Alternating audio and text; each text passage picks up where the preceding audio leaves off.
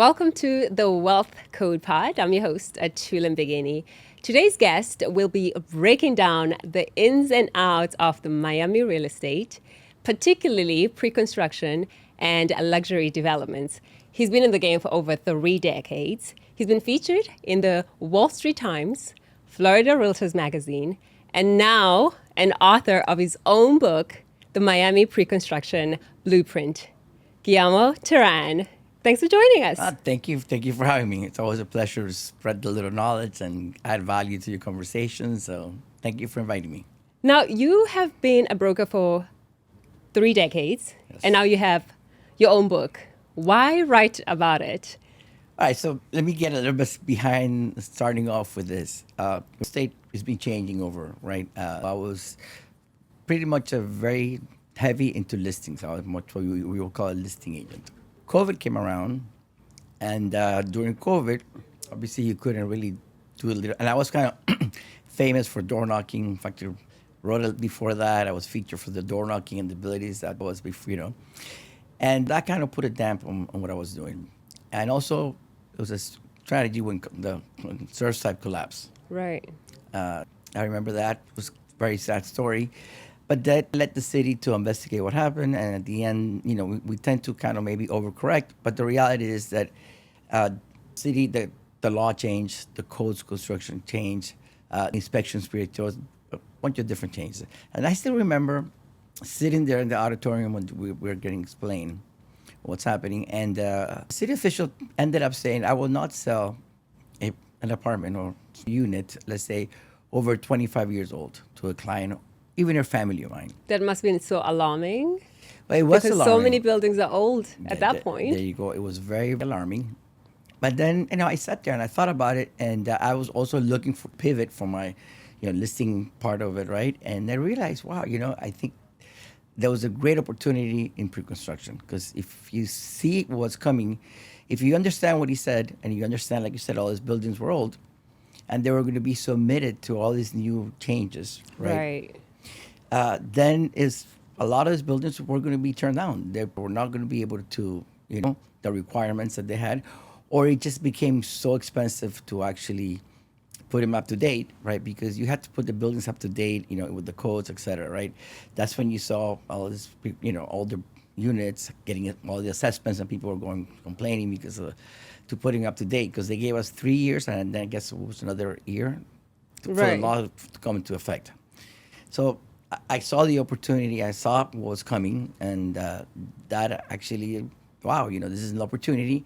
I was able to see it early, so I started focusing in pre-construction, and I started to learn everything that I could of, coming to the city, who the developers were. There was a lot of movement, because behind the scenes, by the time you see a building getting built, I mean, somebody bought the land probably 5 years ago. There's a lot that went before. By the time you see the tower going up, there's a lot that already happened. So it's kind of important that you get to know what's happened. So I started doing a lot of digging and understanding where the Miami was coming, and to see what I think we could all say Miami has changed in the last 5 years. It has completely changed. Completely I mean, it was not what it was today. Wynwood was not what it was today. But what would you say is the one thing that a lot of people miss in the market? Like, what would you say today's market is compared to what it was, maybe 5 years ago? Well, look, to start off, I will talk about 3 things that happened to Miami that can do this change to try to understand this. Right. So the first thing is Surfside fell. So the codes changed, and people have to, you couldn't grandfather in codes, so you would have to update all these older buildings to comply with the new codes. So that's number one. So you have this, a lot of, saying, we got to update our buildings. So that's number one. Then the second part of it, we ran out of space. When I mean we ran out of space, is Biscayne Park is a national park to water. Right. So you can't build into over the water. Right. Otherwise, we could do something like Brickell Key. We could do an island. We could literally. That's what we've been doing. I mean, part of Miami was, when they did the Port of Miami, they drenched. So you got all those islands. Right. Brickell Key is an island. So we potentially could build into the water, but now it's a national park. Right. So you can't go into the water anymore. And then if you go all the way west, you hit Chrome, and then you hit the Everglades. So now we're boxed in, no more space. We can't go to the water. We can't go into the Everglades, right? So Now we don't have any space. So this is, I mean, you could go up to different cities like a Homestead or up there, but the main corridor of Miami is completely built out. Yeah. So now we're looking that we have to replace something, for some new building to come out, you have to knock something down. I mean, we just saw this weekend the Mandarin knocking down their building to replace it with something new. So Yes. it's going to fuel the land value to be more, to be worth more. So we have the codes change. Right. We have we have pressure No more to space. no more space, and more pressure to create, because we do have a housing problem in Miami.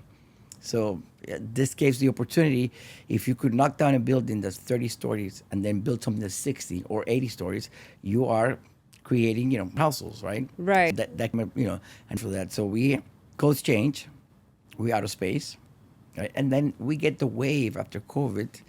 I mean, if you Google right now, and I invite anybody to Google how many people are moving to the state of Florida today, you're going to see it's going to say an average from 1,000 to 1,200, right, a day.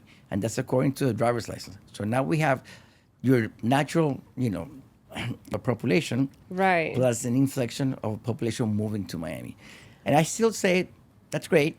But even behind that, we never expected, one of the things Miami have real jobs. And then you have all these major companies, That are moving down to Miami. that Miami became so attractive. I think the mayor did a really good job of selling Miami for these companies to come down. What do you think is going on? Like, what's making Miami so attractive? Well, I mean, the great weather. We are very friendly to business. Our business environment is here is very, very. Our taxes are low compared to other cities. We don't have state tax. We don't have income tax. Excuse me, we have income tax, state tax. So this is actually very city. Well, we welcome businesses. Right. We make it easier, and this is our fleet in these blue states. Let's say. And coming down to Florida. They're coming into Florida, and these blue states have gotten very hostile towards business. I mean, there's so much taxing you could do. There's so much, and then you also need to think about the life of your employees. These companies that have major employees, it becomes kind of very expensive to live, move around. So that's kind of drew. I mean, the level of companies that are moved to Miami. I mean, It's staggering. And people don't realize that. Once this company, what we saw the trend was this. First, the CEOs would come here and buy some huge mansion. You saw the headlines, Right. buying over here, and then you have the top employees come down. And then eventually you need to bring The whole company comes But it's down. a process. It takes, it's a couple years. So once that starts, you really can't stop it. That's right. Yeah, It's a ripple effect. It's a right? ripple- And you you can't- talk about that in your book. Yeah, you can't stop it, right? And these people need housing. That's true. I mean, one of the things that, just to point out, I mean, the headquarters are here. Right. They're building their own building, but they haven't moved. All the employees are not still here. They're still there because there's no housing. I mean, So still a huge migration. That's there's still still yet to migration. come. They're renting. We have a problem with schools. So the schools can't. They could not absorb this fast growing so far. So we're accommodating as quick as we can to accommodate all the things. But that set in motion things that are not going to change. Miami's it's bubble for to change. We would have to change directions. Companies will have to start leaving. That's right. And then we But would have to. what does that mean for the locals that live here? It sounds amazing for everybody who's coming down, all these reduced taxes, no taxes in Florida. But the locals that live here, it's becoming harder. Am I wrong if I say it's becoming harder and harder for them to invest in pre-construction buildings or even invest in property at all? Yes. Even rent is becoming more expensive. So let's be realistic. I mean, Right. Miami is becoming like a global city, like New York. Yes. People in Yes. New York rent; they don't buy properties. It's like we'll talk about Miami right now for investors too, and I'll talk about that in my book. So yes, we have seen a change. People from Braco maybe moved to Doral, then from Doral they went to Homestead. I mean, just like big cities, people live in the suburbs. Right. We're doing a great job to create more of a sense of public transportation, so people could live outside the city, let's say the quarter of the city or downtown, and then drive into work or take the metro to come into work, I mean, Right. how many people live in people in Manhattan that work in Manhattan? Let's take New York as an example. Right. A lot of people, they live in Jersey, they take the train, there's a commute for them to go to work. So we're starting to see that. So a lot of the locals, I mean, it depends. I mean, Miami before was much of a hospitality, right? So At the end of the day, for example, I'm blessed to be in a business which is like kind of real estate, so it's commission Yeah. based. So we're also selling at a higher price, so the commissions kind of in my industry kind of adjusts to itself compared to the people that maybe had a fixed income, and that fixed income is not rising to the level That's as right. fast. There's a disconnect, right? And I see that. One of the things that I've seen that is a little bit sad is that these companies that are coming to Miami, and let's be realistic, Miami was a hospitality city, and then we spoke a little Spanish because we're the gateway to Latin America. Yes. So we had people that never let it. They didn't want to learn English, which is a sad thing. Maybe didn't, and they were in jobs Right, that were because the catering to language Latin is America, but catered. they were catering. If I were Miami is your head base and you have a Latin country, then Spanish becomes valuable. You really don't have to speak English. Right. What's happening is that most of these companies from they're moving the headquarters. Now they're serving the USA. That's right. So now English becomes very important. And some of these companies say they can't find the local talent, so they have to bring their employees out there. Because the idea would be that I think FIU is doing a great. I mean, our schools are doing a great job, so we could offer the jobs to people. It changed. So you did not prepare yourself was coming. If you're not the individual that are always trying to get better, Right. that means that you were taking a course, getting up to date, practicing Learning your the English. language. Some people migrate to this country and they refuse to accept the way this is, and great. And you could do it, get away with it. But then eventually when this kind of shifts comes, if you didn't ready for this, then you would be seeing yourself. So one interesting fact. Last time I checked, the same amount of people that moved into the city of Miami, Yes. and let's talk about there's the city of Miami and there's Miami-Dade County. That's why sometimes people get Right. confused. There's a difference. There's a difference, right? People get very confused because you see an article Miami, and are we Right. talking about Miami or we're talking about Miami-Dade County, Right. right? So as people that moved in, that's the same amount of people that moved out. So it's kind of like same, like when you have no more space and only have 10 seats, Right. seats, right? People have to leave, so people have to come in, right? So that's happening, and we saw that people moving to different places and spreading around, right? Right. So we're seeing that the locals have to either improve themselves, get better skills. I think we also need to embrace change. I mean, Oh yeah, definitely. It is a beautiful thing to see. I mean, we seeing Miami right in front of our eyes get better and better. I mean, it looks to for the investors, and I want to get into that with you because from the outside, we seeing all these buildings being built, which looks like, oh my gosh, it's definitely doing so well, and investors are obviously pouring in money into the city. But would you say Miami is actually a wealth building strategy, or is it just a speculation game? no, I mean, okay, so speculation has, okay, we got to do our homework, right? And what you need to see is, okay, where's the city investing? Where's the city growing? Who's coming in? What Right. companies, right? This is now you're not speculating. For example, cities go with cycles. Miami, we haven't had a cycle. We have been growing and growing and growing and growing and growing compared to the rest of the other cities that they have a cycle. They're coming down. We have shown It's just been going up. up, up, up, up, up. Is that sustainable? I think eventually might kind of level off, but we're gonna level off until companies stop moving. And every time you see the news, some new companies moving to Miami. Yeah. So people are flooding. I mean, right now we just had the thing in New York. I mean, tax day, and the mayor says, like, tax the rich. So Right. that's going to create another wave. So I mean, they're doing possible for us. So that I don't investing in Miami is speculating. The other let's take away. Let's look at history, right? See what happens. So we could see New York, Manhattan. Let's take Manhattan in the 70s. Right. It was kind of starting to build out. You could buy an apartment, and eventually, prices will never go down. I mean, maybe now Oh, with the yeah. flooding that's happening in New York, the prices are going to come down. So I think if you're an investor and you realize where Miami's going, if you don't build your portfolio right now, Right now. you're not going to be able, because people keep saying, first of all, there's a bubble. Okay. We hear that all the time. Well, what's the definition of a bubble? It's when you have your base price and then people speculate, and that space becomes the bubble, Right. right? And you're leveraging yourself to that bubble. But how do you tell the difference between, a real opportunity, or as people do say, like a bubble, or a really well polished sales pitch, right? Well, let's it's a, understand. Let me get to the bubble part, because we don't understand. The reason we don't have a bubble here because 60% of the properties are being bought in cash. So when there's cash, there's no bubble because I'm not going to lose my profit. I pay cash. The bubbles are Right. created when I leverage myself, and then I get myself into maybe a mortgage of $6,000-7,000 mortgage, or and then I can't pay for it, and then the bank takes that away, and then you see prices start coming down. But Right. when you own something outright and you bought it cash, there's no bubble. So we have a very strong market. Most of the properties here were bought in cash. Another big indicator is most of the properties, I think all of the properties have a lot of equity. So when you lose the property, you have equity. No, you're going to figure out a way to get money, get a cash out, etc. Right. So, I mean, markets drop when you say, you know what, I don't have any money for this anymore.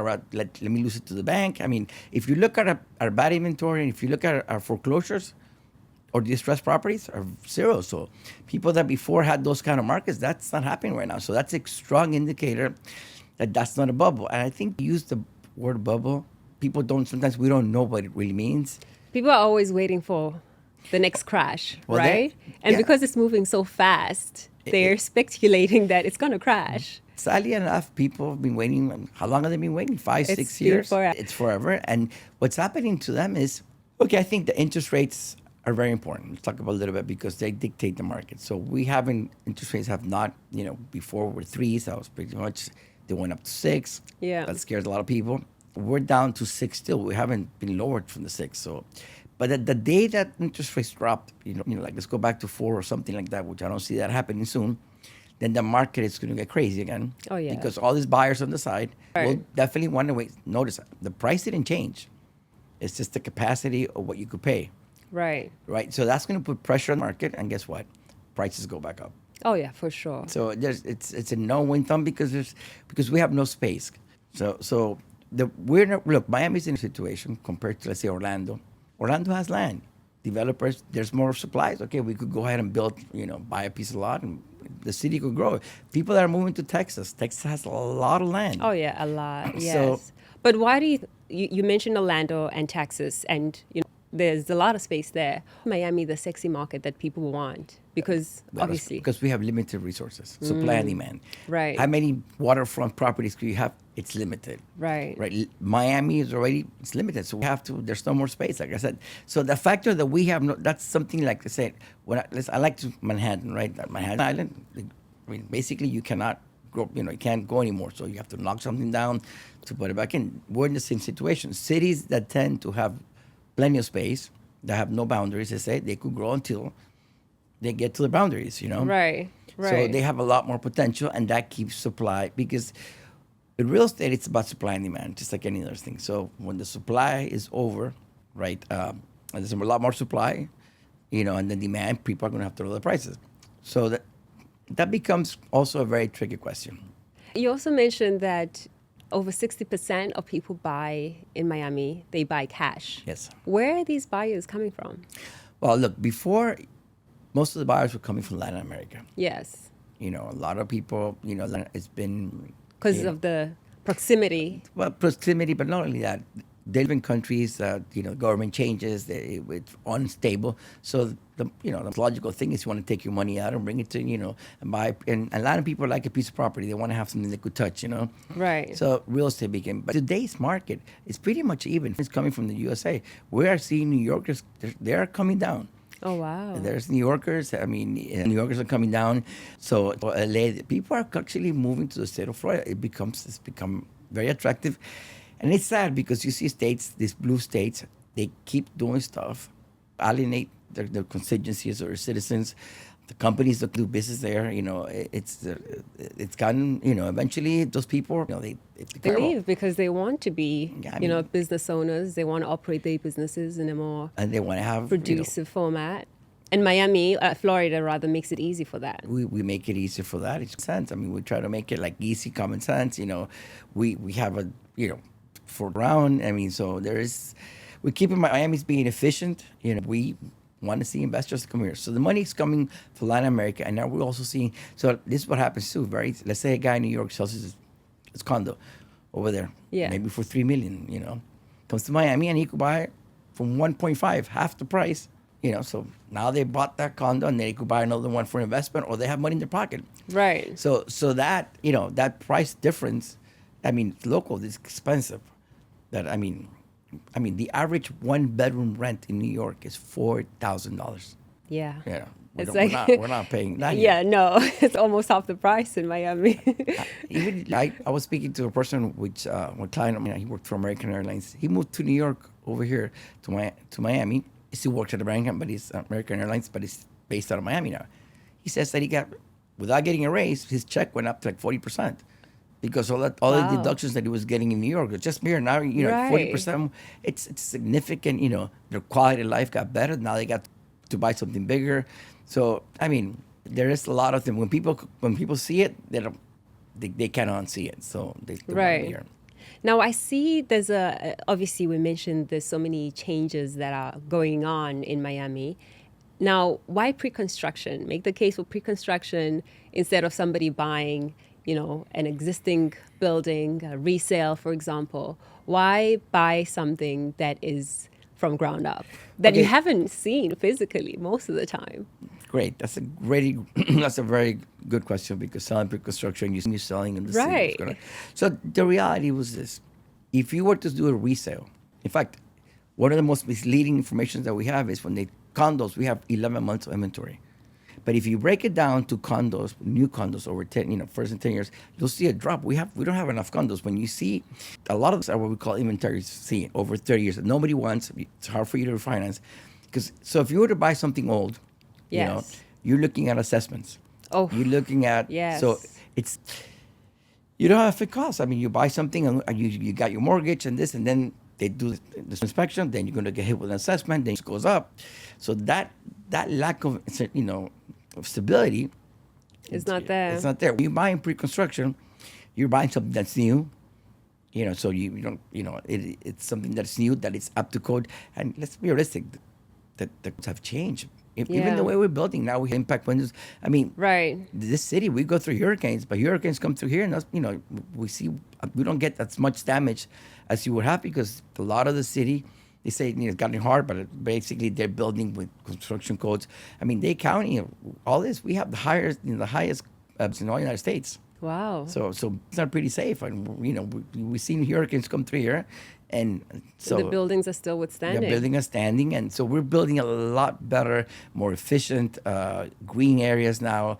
So that's another thing. The older buildings, you're going to be faced with assessments. Also, maybe the product mix was not there, and nowadays you move into these new buildings where we're thinking about the quality of life. So all these new buildings, they have solar panels. They have air for cleaning the air system, so you could breathe. Your air be a little bit different.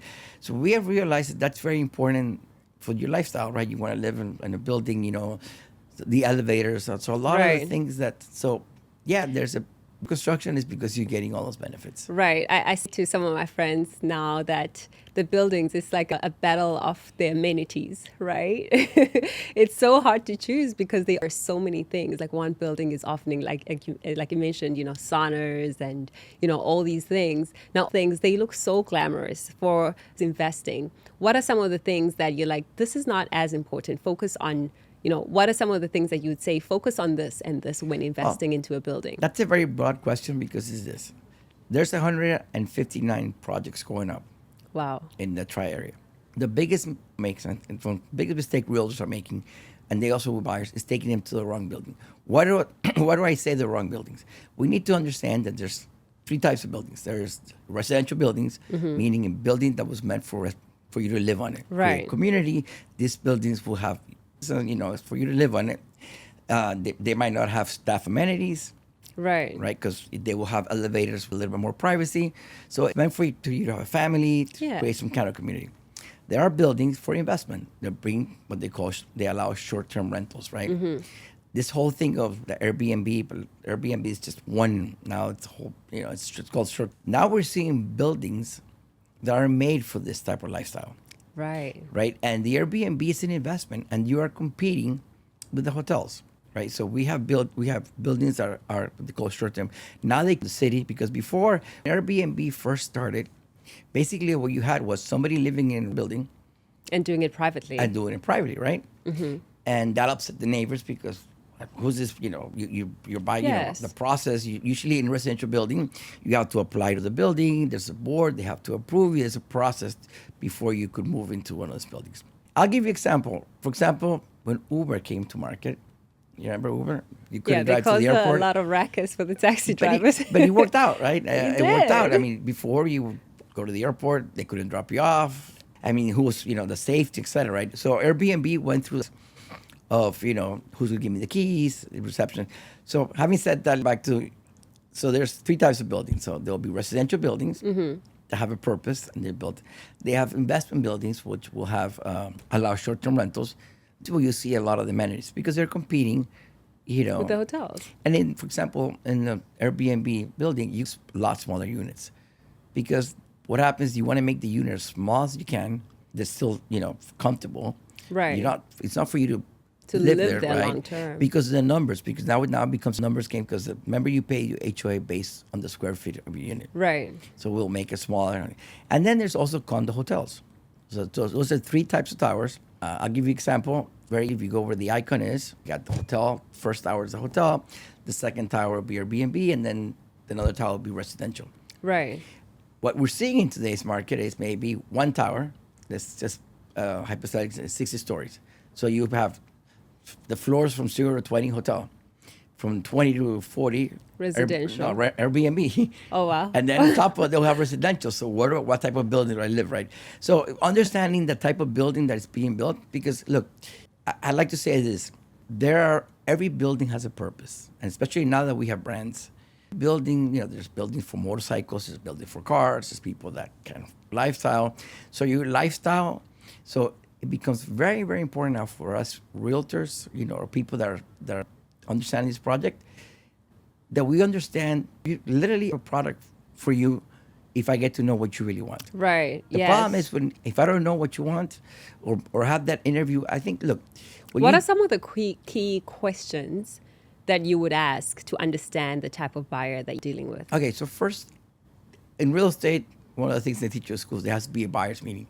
It's when you're doing a resale, buying a house, there's a meeting where you sit down and you kind of ask what's important, the schools, how many bedrooms you want, Right. that. For some reason, in pre-construction, people were trying to bypass that. It was, first of all, pre-construction. We don't have an MLS of pre-construction. You needed to know what's happening, and they were kind of understanding. A lot of realtors didn't also understand the project, what it was. So the first thing, it's going back to the basics. You need to have that buyer, conversation.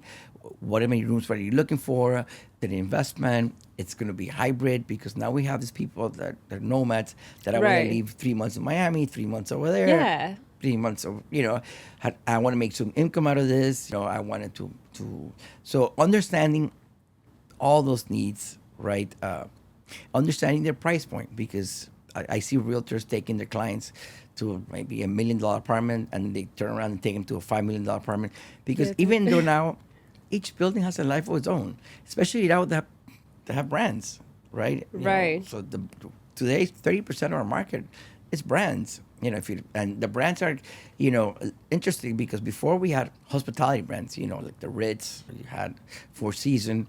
Right. Kind of makes sense, right? And if you do a study on them, they move faster because people that They what to expect associate from more the with the Ritz. brands. Yeah. And then we started into cars, the Porsche Tower, Aston Martin. Right. I mean, great. What does Aston Martin know about hospitality? I don't think not much, but they have a following. Right. They have people that love their cars, and they have their following. So the brands, they're in two different. It's a good question. That's why developers, because at the end of the day, developers are paying the brand. The developer builds a building, and they're paying for the brand to use their brand, and then the brand steps in and curates the building to the brand. Right. So you, for example, if you were buying at the standard, let's say the standard, which is nothing standard, residence, you know what to from the standard. Right. So that gave some peace of mind to investors. And sexy, right? Like some people, that's all they care about. Like Well- this fits their brand, their aesthetic. But what are some of the things that, as a buyer, that like you miss if you only care about the aesthetics? Like Well, it depends. I mean, if you only care about the aesthetics and that's what you like, I mean, you're going to be, at the end of the day, you need to be kind of, the market is if you're buying emotionally, which is you're buying for yourself, Right. I can't put a price tag if you like, Aston Martin and you want to Because say you like what you like. if that's what you like, you want to. I can't put a price tag on that, right? Now, if you're doing numbers and it's an investment play, so in real estate you have two types. The most traditional is you buy something at an early stage and you wait for the appreciation. When you buy real estate, you wait 7, 10 years. Very hard for you to lose money because things, go up just like the stock market. If you keep your Right. money in the stock market for a long period of time, the idea is when people want to flip, buy this and sell it quick, there you might Yeah. lose some money, just like daily exchanges, right? Right. So I don't see it. I don't see them making any money in that part. So Now you mentioned earlier we just recently saw the demolition of the Mandarin Oriental. What is about what's yet to come in this market, or even the value of land in Miami? what we're seeing is the value of land because we're out of space becomes a major thing. When we see somebody like the Oriental knock they had a beautiful investment there and knock it down, and they're coming up residential towers, and what they're replacing is because the numbers are there. Right. I mean, what they could get for the new product, right? But the new product is there. So this is a very see big money coming into Miami and doing what they're doing. These people think about the things, they study the things. They're not, and there'll be two types of developers. So they're new, they're trying to get into the market. Maybe they come from another country and they want to build. But when you have established developers, they understand what they're doing. They understand what they're doing. It's also a process that people that I talk about in my book, which is pre-construction through different phases. And what are those phases? So basically, there are 5 phases: the reservation phase, contract phase, groundbreaking, top off, and delivery. So what happens normally is this: let's say a developer bought a piece of land a while ago, then the equity play is there, the land, and they was able to change the zoning, and now it's now we go from 3. So now that equity kind of, and he wants to build something. So in logic, what he'll do is he'll create the concept of the building. He'll have an architect. Every building has its own little life. We're going to make this, I don't know, Airbnb building or residential building. We're going to add, everybody has a little flair, that you add to that stuff. So then when they all get the design, and then they want to come to market.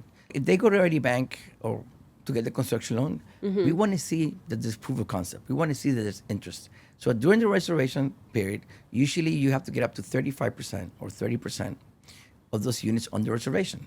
Oh, Now wow. you can say, you know what? There's a demand for my product. Right. Look, I have 30% of this unit sold, not sold, on the reservations. So that gives you proof of concept. And that's when the bank say, you know what?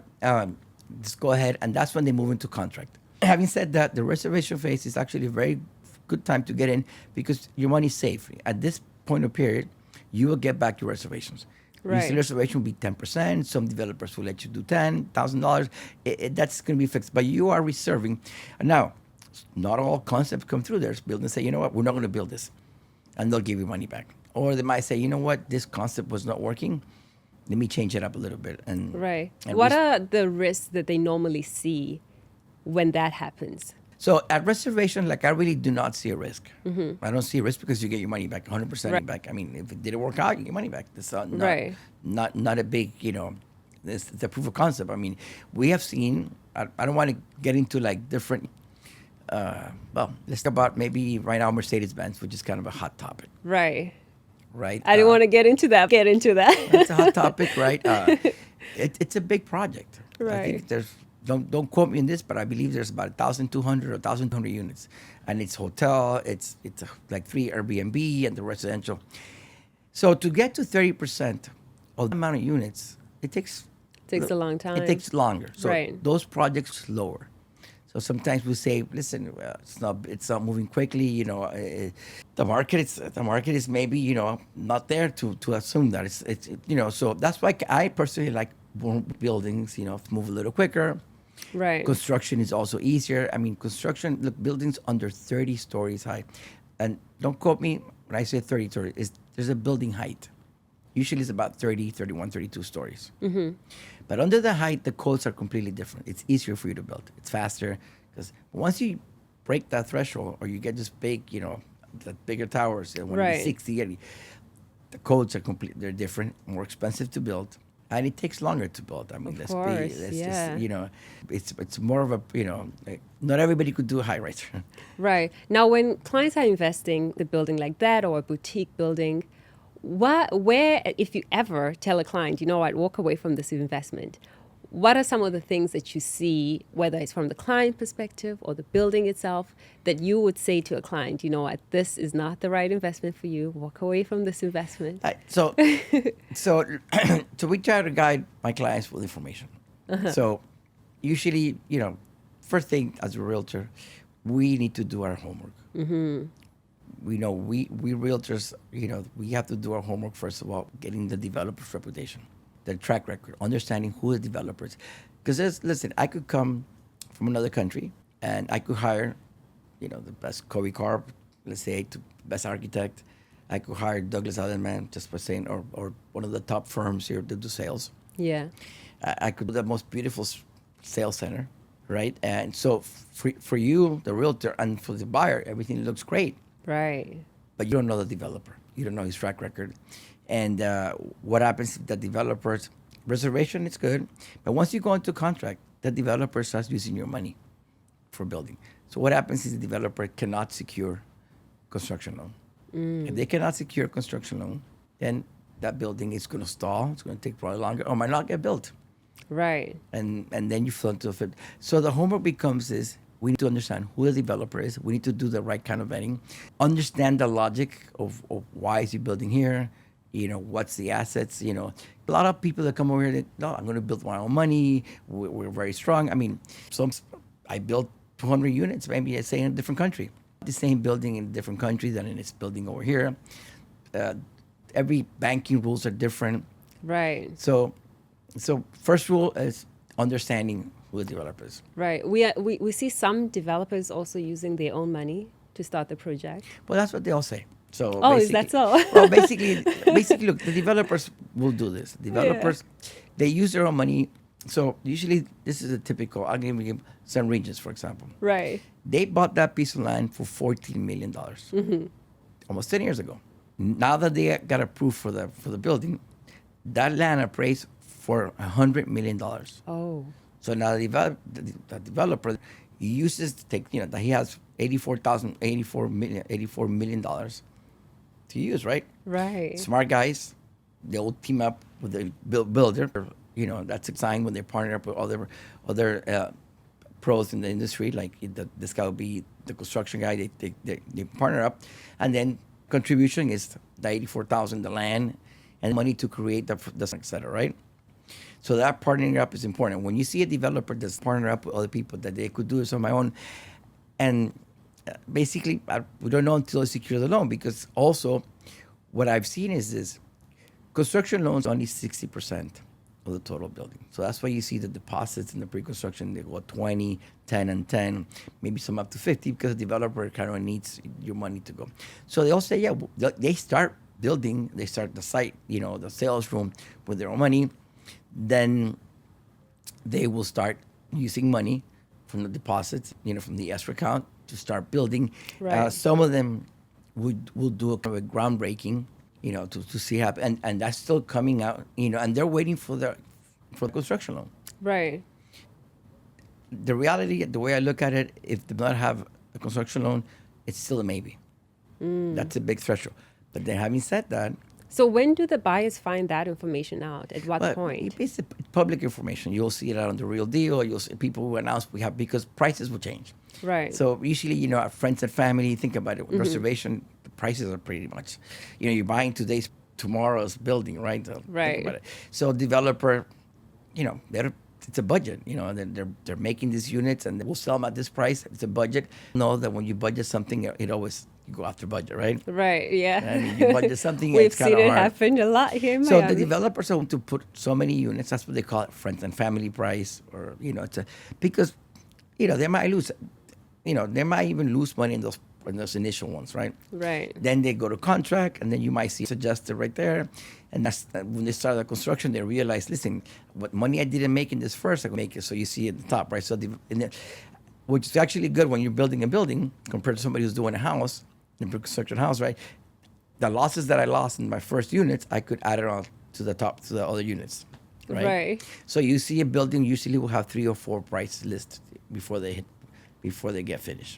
We also see some buildings, right? Like you said, they already sold out 60% or even more before they even finished. What makes a building like that, better than one that's perhaps like still struggling to make any sales? So what we're seeing in the market is this. Okay, ideal it should be sold before completely, right? That let's say you have a sales director, right, and it's like the let's say like the owner of a football team, right, and he's no coordinating stuff, right? A building, it's sold delivery. It should be 100% sold. Oh wow! That's the way. That's the way it should work, right? Right. So what's happening is we have something called condo conversion. For example, let's talk about it's a great building, and I love the building itself, and I think it's locational. But it started that was supposed it had a different purpose. It was going to be something commercial, or it was going to be a rental building. Halfway through the building, they decided, you know what, we're better off selling the units instead of making a rental community. Because we're Right. seeing rental communities pop up all over the place, right? So that's what we call the condo conversion. So now we're going to switch it, right? So they start selling. Their sales cycle, they didn't go through reservations or anything. They went right straight to, So that's when you see a building that gets done, there's still units left. Right. Now, for someone sitting on the fence about investing in the real estate market in Miami, just say to them directly. Well, they're going to be in the fence. I mean, look. First of all, I would advise people to work with professionals. Yes. We see in this industry. Look, I consider myself a pre-construction expert. Yeah. Completely, I need to know the ins and out. What's happening, and some people, what happens is this. Number one, first of all, they get the information from YouTube, which is great. Every YouTuber comes out there, for example, the headlines, Florida is crashing, etc. They mix. Look, one of the most important things that I've learned, and for example, at Vantiway, we are very good with microdata. Yes. Microdata is the name of the key to understand because we don't behave in either city. Tampa, for example, is going down. Naples, and we saw that after the hurricanes. I remember there were more permits open in Naples than Miami. So right away, you knew that eventually there was going to be an oversupply of products. Yeah. See, Naples and those places, they're building these beautiful homes. But they have no jobs. So I mean, I could go in Naples and buy a beautiful home in the water, etc. But What are you going to do? yeah, we're when gonna you work, live you know. there? And I know there was remote working, and I guess Right. that we're going. I think also we're going back to you have to go to the office again. We're going back Oh, to yes. So that kind of changed, right? So you could see that with the permits that we could dictate what the market could project a lot of what's happening. So talking about the buildings like that, for example, another great opportunity I think right now is Nomad. Nomad it's getting delivered right now. There's still some units left, which is a great thing for me, right? Because my book, either you buy at the beginning or you buy at the end. At the end, because you could there's more negotiation you could do toward the end. Oh, okay. Negotiation. So better then for investors at to the beginning wait? or the end, it depends. Look, understanding the cycles, Right. you could see opportunities. For example, if you have a unit and the developer needs to sell 2 more units to reach that benchmark to get the construction loan, then you know that you could, leverage that out for you. Right. So as being an expert, I need to know on the buildings, what states they're in. You need to know information. So now buyers, first of all, a lot of buyers, but he has a realtor friend in their family, everybody's, they think they're doing them a favor, etc. They don't, and they're putting their money and they're making kind of an investment, and they're maybe, you want to go to an Right. kind of knows the area, kind of knows what's going on, why this building, what do you see for going, and let's be realistic too, every building goes, Right. I mean, so you have to create the right expectations. What's your real problem? What to expect? For example, the timelines. Only 4% of the buildings get delivered on time. These are timelines that put it by the developer. What do you say to anyone who starts to panic if, Well, they only panic if you created the wrong expectations. I'm going right. to give you perfect. This is how you like to use this. I got surgery the other day, not the other day, but a while ago. It was like knee surgery, right? So the doctor comes and explains to you, listen, we're going to go over here, we're going to cut this up, over here, you're going to get out. It's going to take 4 months for you to recover. You're going to feel pain. Yeah. there's no panic there because you kind of, I would Right. explain. Now they would have done the surgery and then, months I have pain, the pain doesn't go away. You Then I start start to panicking think, because okay, you know what I'm right. saying? So creating the right expectation, it's very important. So adding value with knowledge. Problem is a lot of realtors do not understand the pre-construction cycles. They don't understand. They haven't taken the time to understand because look, we're living this.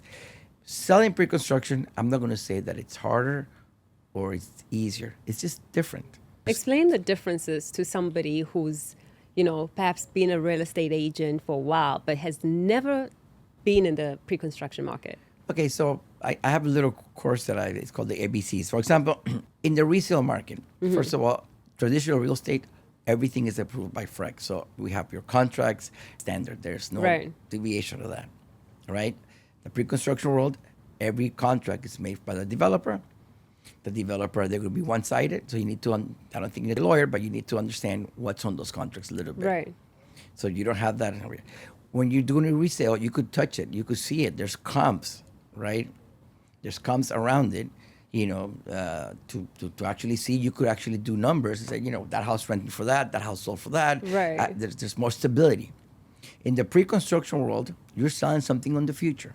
So it's, first of all, you shouldn't do numbers, but people try to guess. What's going to be my interest rate? I don't know what's going to happen in 5 years. I could tell what's happening now, apply in 5 years. So there's different ways to bring it. So to me, in the pre-construction world, it's more important that I know what's happening in the area. So I start selling pre-construction. Like, first of all, my clients, also do clients, understand what neighborhood you want to live. Right. You want to be in Brickell, you want to be in Wynwood, and all these little neighborhoods, which actually is very confusing because, you cross the river and then you're in downtown. You cross Right. this bridge and then you're in Edgewater and then it's Wynwood and then Midtown is 4 blocks. Where am I It's like, standing? where are you? Yeah, where am I? Right? It's very, very, very easy to understand because literally you cross the river and you're in downtown. Right. That's $100,000 cheaper. That's The, so the true. price is going to change. So, what would you say is one neighborhood for when it comes to investing in pre-construction right now? It's interesting because it depends what your investor is looking for. I'll give you an example. On your perspective, Well, say I you're would- the one that's doing the investment. What's your neighborhood that you would choose? Which one would I choose? Yes. No, it depends. It completely depends because it depends if it's for residential. Mm-hmm. For example, I see an opportunity in Wynwood. Okay. Right? But Wynwood, there's no residential buildings. So if you think about Wynwood right now, Wynwood you have much all rental community. First of all, Wynwood was all warehouses. Yes. Became the art district. This guy had this vision of Right. remodeling, so all you get 7 million people that saw the Wynwood walls. That's more people that actually went to the Port of Miami. Wow. And then, we have Art Basel, so it became the artistic kind of, and we started slowly changing. Then rental commuters started coming here. Now we're seeing, there's only 3 hotels in that area, and they're like 3 stars, not even 4. And then we saw District already, which is another rental, not a rental community, but they have short-term rentals. And you have Nomad. Nomad is going to sit there by himself for a big 3 or 4 years. Whoever bought Nomad, They're they're positioned. well positioned. They're going to take advantage of being the first, and I would say go to the Nomad product. That's like a 4-star hotel. It's very chic, right? And they did it right. You have Casa Two on the bottom. They have the Nomad, the bar. So it's actually somebody that wants to go to Art Basel or very artistically, they could They're stay right in Wynwood, there. right? So they have no competition. Right. And So- it's also proximity enough. You have access to go to Brickell, And then, but 10, eventually, 15 minutes. yeah, It's you're super going to see close more to- competition. Right. We could definitely take more. Because look, completely changed. We have, did you know Miami is the only city that we have all the sports in the world? Know that. So I think did about not this. know We have that. Formula One, we have tennis, That's we have true. hockey. Not even New York. New York have, right? So we have all the Right. sports. And the amount of this sports bringing to our, I mean, our we just had ecosystem. the tennis open. It's crazy, but now we're having 2 events. We're having 2 events simultaneously, going on. You come to this. I think it was you had the tennis. You have Donald Trump in town, which is like that's Right. the USC. So now we have multiple events at one time. So navigating the city is becoming a little bit Right. hectic, right? But we have we start off with we had the college football, right? That was great. The championship, the art basel comes in, the Formula One comes in, the tennis Right. comes in. So we have like normally like six big ones, but we have the boat show. We have, and then sports are very, very, very important. That's true. I mean, all these championships, like the championship of the let's say or the college championships, people come in a week before the thing happens. Right, they party. A lot of people Yeah. don't even go to the game. They just came for the party. They just came Right. to They the, want to to the see the bar. city. They want to feel They the want it, so energy. they pump in millions of dollars, Right. into our economy. I mean, look at Ultra. Ultra, I think this year record. I mean, Oh what we my had. gosh. And it didn't rain this year, which was great. Yeah, so Past 2 years, we had so many people that were still here and it was raining and people Yeah. were still having fun. I mean, Nobody's got to stop So I them. think what we're seeing is this is here to stay, and Miami Right. keeps attracting more events. So yeah, fully around. I mean, Right. Now, what is the biggest mistake that buyers make? well, look. And this is a rapid fire, the first thing that comes to your mind. Well, no, they might buy into the wrong building. Mm-hmm. What happens is this: two things happens to buyers. They get the wrong realtor, and the wrong realtor takes. Look, once you walk into one of the sales centers, have you been to the sales centers? Yes. That is meant to trap you. You're gonna fall in love. You're gonna see With all the the aesthetics. detail, right? They're gonna give you some champagne. They're gonna, they're gonna have beautiful people all over the place. It's like get excited with this, and then you get excited, and we're human beings, and sometimes we buy out of emotion, and basically, yeah, I mean, you listen to what. So it's better. I at this point in my life, I like to avoid things.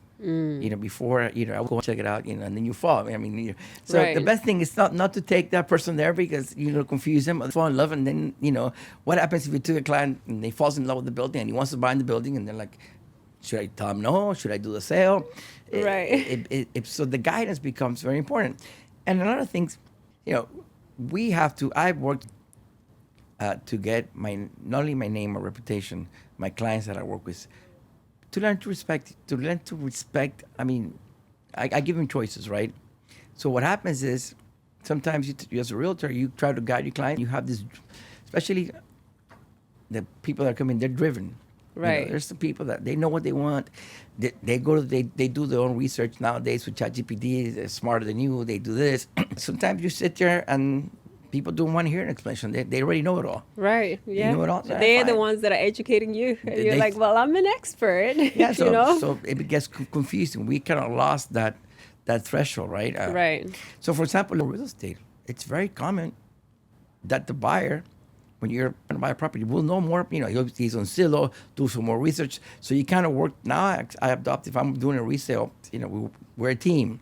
It's okay. You can send me whatever you want. I'll be doing some of the searching, but what I bring to the table is I have the negotiation skills. I might know the listing agent. I might, I will increase your possibility by working with me of getting the house that you want.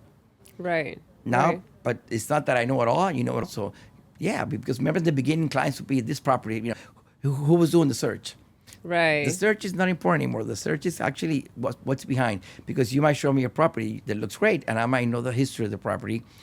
Is that a good property? Not a good property. So that's where you add your value. So some of the simpler tasks, right?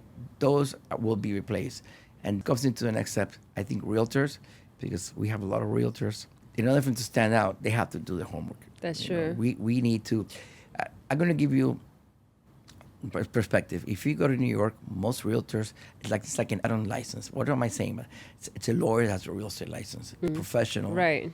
Have this. In Miami, we made it very easy for you to get a real estate license. So somebody that comes from another country or somebody that's never worked, doesn't have any experience. Probably, I'm not saying maybe went to school. I mean, you need to ask yourself, what does this person bring to the table? That's right. So Right. somebody you tell me, look, it was on sales. He's a good negotiator. Architects do really well because we could do this, we could do that. There has to be an add-on value that you bring to the table.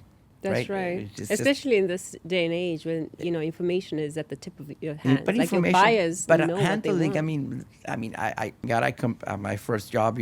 Procter and Gamble. I was a Hardy dealer, so I love to negotiate. I've been in sales all my life, so I like to negotiate. I understand. So I bring to the table. First of all, I've done my homework. I mean, I literally visit every other project. Today is Friday. I do every project. I'm visiting every project. I get to know it so I could, you know, understand and focus on what's good for you. So I need to be on top of my market. I need to be, you know, educating myself. I need developers are doing. I need to understand, and I love to pick. I have the opportunity to talk sometimes to developers. Why are you building this? You know, what gave you the idea? Because Right. every building has a story. That's right. Every building has a story and has a reason to exist. Oof, I love that. Well, this brings us to our last question. What's one book or resource or podcast that has shaped the way you look at the market in Miami, or that's shaped the way you do business in general? Well, to be honest with you, right? I listen to whatever I get my hands on, and that's the reason I wrote that book was because I realized there's very few information out there that talks about pre-construction, and then Right. after 3 years of doing it, it's called the Avante Way Pre-Construction Community. I have 670 agents with me. I wouldn't call it a team; I could call it a community. And I realized that I wanted to share my information. And I wrote the book. It took me 3 years because all my experience I would be writing down visits and I'll kind of understand. And then I realized, and when I did the book, I realized there's nothing out there that talks about this process. I wish somebody would have, you know, there would have been a book for the process. Now I'm also giving lectures. I wouldn't call it, like, for example, I have something called the ABCs of pre-construction. I think every realtor, I wouldn't say new, but that wants to navigate the pre-construction world should understand the types of buildings, the language that's used, what Right. does this mean, you know, understand that before they you know, diving into the sale, right? So there's very few information. So I took the book and I'm running with the book. And the book's been out for like almost a year. I've been blessed that the book, I think it was featured, for example, it was featured in Florida. That's a big, you know, and it's not an ad. I didn't pay for it. It was just something that, you know, they looked at the book and said, wow, this is actually very, very helpful. resource. So it's a resource Right. out there. There's a lot of podcasts out there, but none of them kind of speak to the pre-construction world. Right. They're pretty much in general. So really, look, I believe pre-construction is here to stay. Why? Oh, it is. Because there's three things: the lot, outer space, and people want. And people that are coming in from different states. For example, we built before. A lot of the buildings were two bedrooms. You know, we didn't have studios, etc. Right now, people from New York, they want 3 bedrooms, 4 bedrooms. Right. They want a house in the sky. They don't, you know, and we don't have that kind of product. So you start buying 2 units and knocking the walls, you know. So we realize that a lot of the product that we have there is not what we want. So we need to adapt to the And redo. necessities of what Yeah. we're doing. So that gives us a beautiful opportunity to redo. So I think this is here to stay. I mean, I think we're going to have pre-construction for a while, and basically that's basically the way to go, because to get the building and just refreed it, you know, redo it, put it up to date, is just so costly effect, and you might It's best find to build from ground up. it's sometimes best to build from that up. Well, I could not agree with you more. And thank you so much for taking the join us today. How do people find you? Well, you could find me on my YouTube channel. You can find that. You can find the book in Amazon information.